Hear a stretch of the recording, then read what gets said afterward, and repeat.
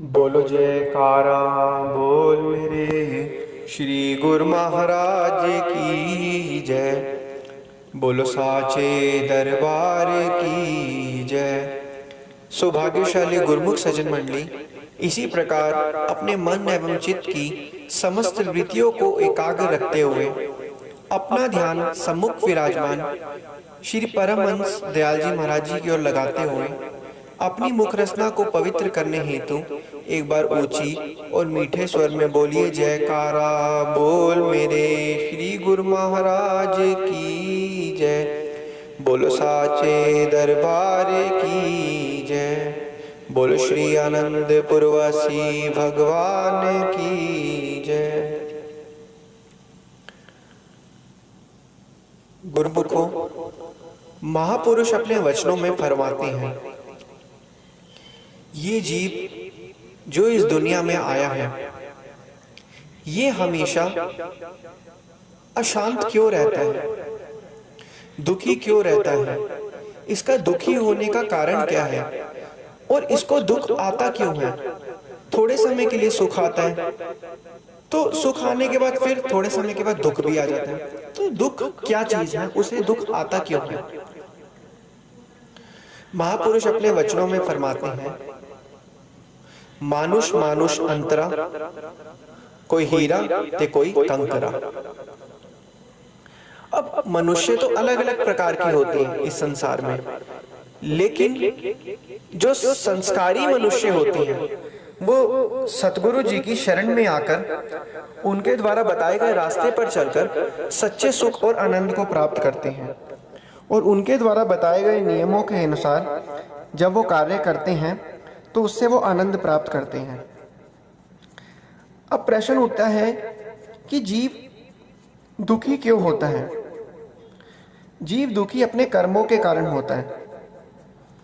जैसे मान लिया हमारा जो ये मनुष्य का मन है ये हमेशा एक अशांत चीज है, एक हमेशा बदलता रहता है, एक चंचल जिसे हम कहते हैं वो है।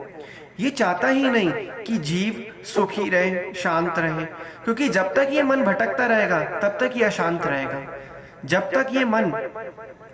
ये मन एक जगह स्थिर हो जाएगा तभी वो अशांत हो जाएगा। अब मन भटकता क्यों है बार बार। हम मनुष्य जो सबसे बड़ी गलती करते हैं, हम कहीं पर जाते हैं, कहीं पर कोई चीज देखते हैं, कहीं पर कोई चीज सुनते हैं, कहीं पर कोई चीज इस्तेमाल करते हैं, हम अपना मन उससे लगा लेते हैं जिससे हमारा मन उससे जुड़ जाता है। और जब वो मन एक बारी जुड़ जाता है तो जुड़ने के बाद उसे हटाना बहुत मुश्किल हो जाता है। और वो जुड़ता ही ऐसी चीजों से है जो शांति को खत्म करने वाली होती है, अशांति प्रदान करने वाली होती है। उन चीजों से जुड़ जाता है और उसी से जुड़ने के बाद मनुष्य के अंदर उसी से संबंधित विचार पनपने लग जाते हैं, विचार जो है उगने लग जाते हैं। और वो विचार उगने के बाद उसके दिमाग के अंदर घूमते रहते हैं, जिससे वो अशांत महसूस करता है। अब प्रश्न ये उठता है कि ये इन विचारों से छुटकारा कैसे पाए, इन अशांत विचारों से कैसे छुटकारा पाए। हम क्या करें कि दुख कभी आए ही ना। दुख क्या चीज है, दुख सिर्फ हमारा एक विचार है। आप खुद ही अनुभव करके देखिए, आज आप सुखी हैं, थोड़े समय बाद जब हम दुखी होते हैं तो दुखी होने के बाद जब सुख दोबारा आता है तब हम कहते हैं ये तो दुख कुछ भी नहीं था। लेकिन जब हम दुखी होते हैं तब इससे छुटकारा नहीं पा पाते। ऐसा क्यों होता है? क्योंकि मन जो है हमें बंधन में बांध देता है। दुख हमारे कर्मों के अनुसार होता है। जब हम दुखी होते हैं तो उस समय हमारे पास कोई रास्ता नहीं होता। हमारा जो मन है वो तेजी पकड़ता है, रफ्तार पकड़ता है। वो एक विचार से 100 विचार बना देता है और हमें उस विचारों के अंदर डाल देता है। क्योंकि मन ही एक ऐसी चीज है जो हमें फंसा देता है और मन ही एक ऐसी चीज है जो हमें निकालता भी है। अब अगला प्रश्न क्या उठता है कि हमेशा सुखी कैसे रहें। हमेशा सुखी रहने के लिए हमें सुख वाले कर्म करने चाहिए। संसार में, इस दुनिया में सुख रहने का सिर्फ एक ही कर्म है, भक्ति। तभी तो महापुरुष अपने वचनों में फरमाते हैं, भक्ति सुख का मूल है, भक्ति सुख की खान, जाके हृदय भक्ति बसे, पावे पद निर्वाण। तो जो अब भक्ति वाली जो चीजें हैं, भक्ति वाले जो कर्म है, अगर हम वो करेंगे, क्योंकि देखिए हमारा जो मनुष्य का मन है, अवचेतन मन, उसको सही और गलत की परख ही नहीं है। जब उसे सही गलत की परख ही नहीं है तो उसको आप जिस रूप में डालोगे वो उसी रूप में चला जाएगा। तो क्यों ना हमें उसे थोड़ा सा बेवकूफ बनाना चाहिए, हमें उससे वो वाली चीजें करानी चाहिए जो सुख देने वाली है। जब हम उसे सुख देने वाली चीजें कराएंगे तो उसको आदत भी सुखी कर्मों की हो जाएगी। और जैसा कि हमने अभी बताया कि सुखी कर्म करने से ही सुखी वाले विचार बनते हैं, और जब सुख वाले विचार बनेंगे तो मन भी शांत रहेगा। तो हमें अपने जो मन का कांटा है वो बदलना है। हम थोड़े समय के लिए सुखी रहते हैं, फिर दुखी हो जाते हैं। दुखी हम क्यों होते हैं? क्योंकि जब हम सुखी रहते हैं तो सुखी वाले कामों को, कर्मों को छोड़कर हम दुखी वाले कर्म स्टार्ट कर देते हैं। दुखी वाले कर्म क्या है? चीजों से मोह करना, चीजों में अपना ध्यान लगाना, चीजों में अपना सुरती को फंसाना, चीजों के बारे में बार बार सोचते रहना। अब आप उन चीजों के बारे में सोचोगे जिससे शांति मिलेगी, तो बार बार सोचते रहोगे तो आपके अवचेतन मन में वो चीज घर कर जाएगी।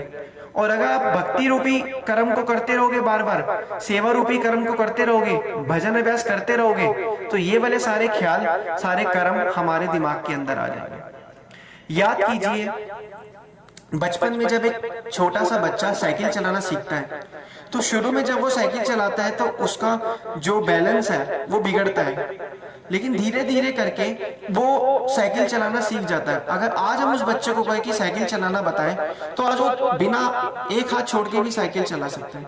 ऐसा क्यों होता है? क्योंकि बचपन में साइकिल उसके लिए नई चीज थी, वो उसके अवचेतन मन में उसकी आदत नहीं थी। धीरे धीरे जब उसने साइकिल चलाना स्टार्ट किया तो उसकी अवचेतन मन के अंदर वो आदत पड़ गई, और वो आदत पड़ने के बाद आज वो रिलैक्स होकर साइकिल को भी चला सकता है। तो कहने का तात्पर्य यही है कि हमारे मन को अभी से नहीं, बहुत सालों से नकारात्मक सोच और चीजों में सुर्ती फंसाने की आदत हो चुकी है, जो कि गलत है। और इसी चक्कर में हम हमेशा परेशान रहते हैं, अशांत रहते हैं। अब हमें करना क्या है? हमें अपनी हर चीज, हर जगह पर उस सुर्ती को फंसने ही नहीं देना। सुरती तो देखो फंसेगी ही, हमें बस जैसी वो सुरती फंसे तुरंत अपने मन को कहना है कि सुरती में ध्यान ना लगाए। तो अगर हम ऐसे करेंगे तो हमारे अंदर ही अंदर आपको खुद अनुभव हो जाएगा थोड़े समय में कि हम कितना शांत प्रतीत कर रहे हैं। तो इसलिए महापुरुष फरमाते हैं कि जो भक्ति रूपी कर्म है, हमें उन्हें करोगे तो तभी सुख मिल पाएगा और हम हमेशा सुखी रह पाएंगे।